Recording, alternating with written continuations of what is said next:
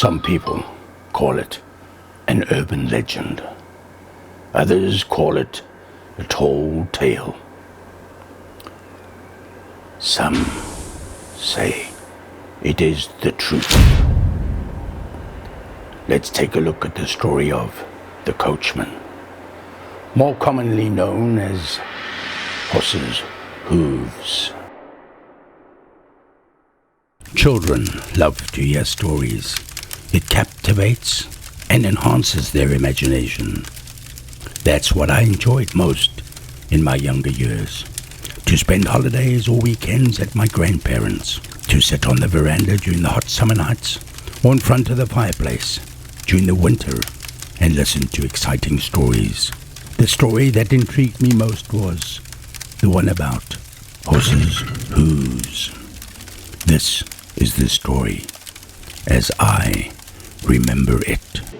Years ago, after motor cars appeared on the streets, two brothers who had just received their first pay as apprentices went to the local pub to celebrate.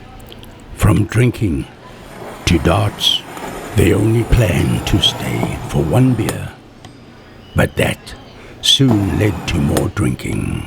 And from darts to cards, they forgot their mother's warning not to stay out late. Newspapers carried reports of people disappearing in various parts of the town. They forgot that too. At about 9 o'clock, the two brothers had won about £10, which was quite a bit of money in those days. It was around that time that a storm began ripping the quiet night. Just then, a stranger entered. He was handsome, and in his top hat and coat, he resembled a coachman. "Good evening, gentlemen," he said, tipping his hat. "May I join in the game?" He smiled a thin smile, revealing 2 rows of perfect white teeth. "Of course," someone said, and the stranger sat himself down. He never gave his name, nor did he ask theirs. They played for some time, and although they all drank, the stranger was not at all influenced by the alcohol. It was some time after 11:30 when something came to the attention of the younger brother. It was the stranger's eyes. They had a stare that never changed, and they never moved in their sockets. He always moved his head in the direction that he was looking, just like a blind man with 2 glass eyes. There was a moment when the younger brother looked at the stranger, and it seemed that just for a split second, his eyes turned to bright red, then back to black again. The hand they were playing had just finished, and one of the other players won. And there was another thing that worried the young man. The stranger had never won a single game. It was as if he wanted them to stay.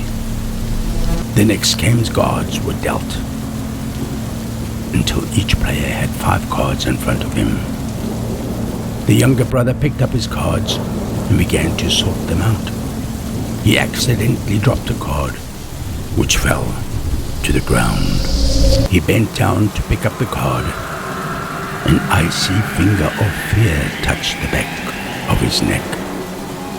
To his horror, he saw that in place of feet, the stranger had horses' hooves. He sat up at once, his eyes never leaving his cards. With difficulty, he tried to act as if everything was normal and tried to stop his hands from shaking. The only thing to do was to play the round as calmly as possible, and then get the hell out of there. It was the longest hand he had ever played.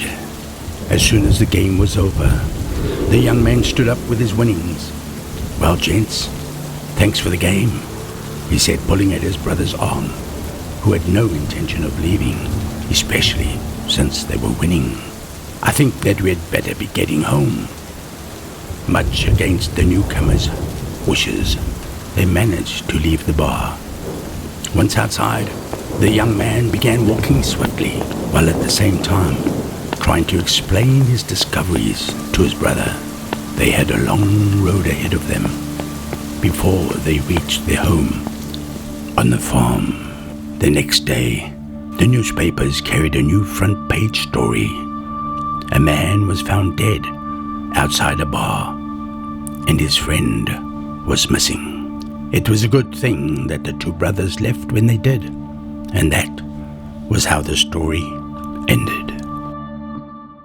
Well, some years went by, and my grandfather passed on, and soon also my grandmother. Their estate was divided between their children, and my grandfather's books came to my father. One rainy day, with nothing to do, I went to the study and browsed through some of these books, and quite by chance came across a small notebook that fell out from another large book. Handwritten on the cover was Sergeant Arthur Graney, and also a big number 1. It was my grandfather's notebook that he had during his years as a policeman. I paged through it casually and then realized that it contained records of murders and missing persons. I took a pen and a writing pad from the desk and made myself comfortable in the large leather armchair. Starting at the beginning of the book, I began looking for common denominators. I found 2. First, all the cases were unsolved. Second, at the scenes of all the crimes were hoof marks. Remember, not all the roads were tarred in those days. Also, towards the back, he mentioned findings and clues, but the book ended abruptly.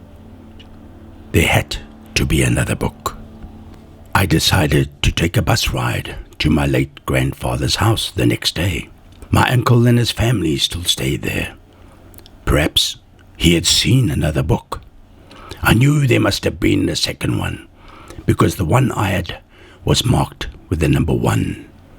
Obviously, my grandfather found the same similarities and compiled these notebooks that might solve some of the cases. All this information brought to mind the story of Horse's Hooves. It was quite possible that he was real after all. The house was situated in Doornfontein, between the Alhambra Theatre and the Anton van Vaux restaurant, which in those days was a bioscope and Anton's home. It was long after lunchtime when I arrived. Uncle Eric was there. I told him my story so far. This whole episode was news to him. He had never seen the notebook either. He gave me his blessings to go ahead and search his study for a second book. Later on, Uncle Eric and his family had to leave to keep an appointment with some friends, and that allowed me to continue with my quest. The results were the same. Still no notebook. Before I knew it, it was 11:45. I cursed myself for not leaving earlier, because there would be no more buses at this hour. I would have to walk home. Unhappy with the way things had turned out, I began my long walk home. The night was windy and a little bit cold. I took all the shortcuts I knew, down dark alleys and badly lit streets. My mind was filled with my findings, which led to many unanswered questions. Was Horse's Hooves real? And did he commit those murders? And what of all the people that had gone missing? My thoughts suddenly made me feel afraid and uneasy about being out so late. I turned down into another dark alley when I heard something behind me. Without turning around, I made a run for it. The thing was right behind me. With a cold sweat and my pulse racing, I made it to the end of the alley and ducked around a wall and hid behind some dustbins, trying not to breathe. I waited for my pursuer. I peered through the darkness at the corner. Then I realized it was a bunch of newspaper sheets bundled together, and the wind rolled them around like tumbleweed. I couldn't believe it. I laughed, a sigh of relief. I started off home, hands in pockets, almost singing a joyful song. What a clown I was. I could not wait to get home to my warm and friendly bed.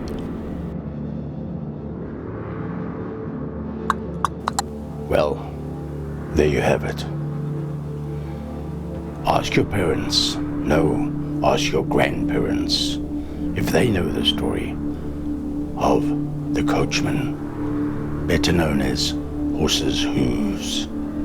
And if you notice that they look at each other with a startled look and don't reply, there is your answer. And oh, by the way, remember, next time you meet this tall stranger, be sure to look at his feet.